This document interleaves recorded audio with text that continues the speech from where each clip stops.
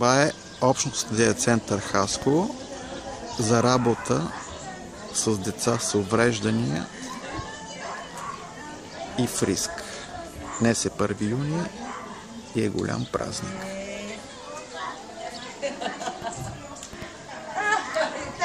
Той е създаден по програма на Световната банка и с активното съдействие на община Хасково. Тук работят много специалисти, като детски психолози,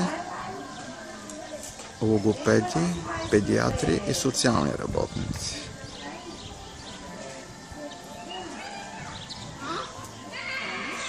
Да го погледнем отвътре. Колко много деца, които са радостни и се чувстват като у дома си.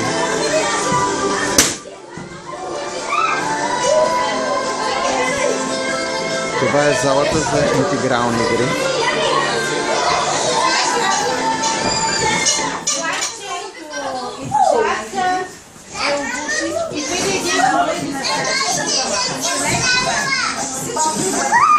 Тук вече е опасно, трябва да имам каска.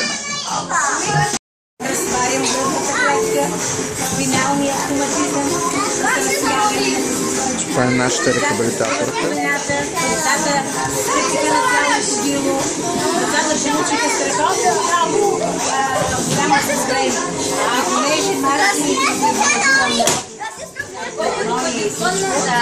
Исках да напусна. Те не могат в началото.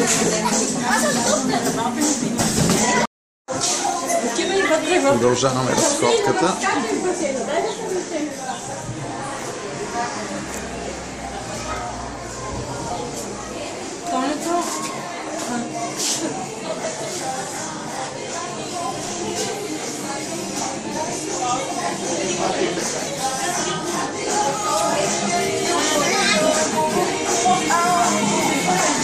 Другата зала за творчески игри.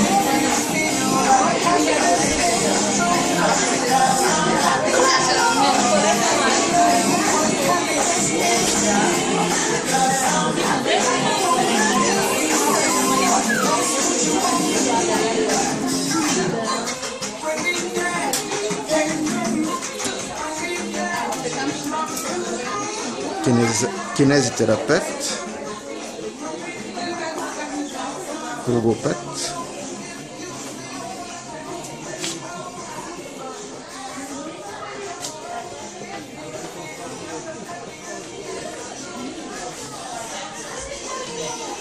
нашата регистратура,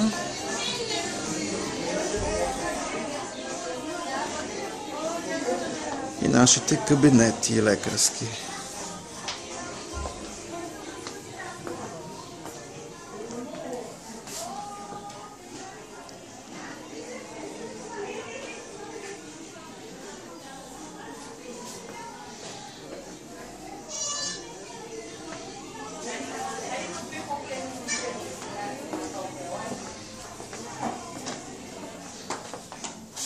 Здравейте, доктор Манчева.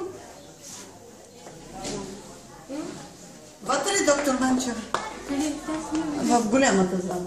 Не, ще искам да я прегледа, защото не искам. Добре. Добре, седните, ще искате. Да го снимат, иначе не искаш. Какви неща искаш? С червено или с друг цвят? Как сте? Добре, аз първо не бях напред-назад, че се намери. Видях какво че сте си направили. Вчера пеко нощта на телефона, взела една нож.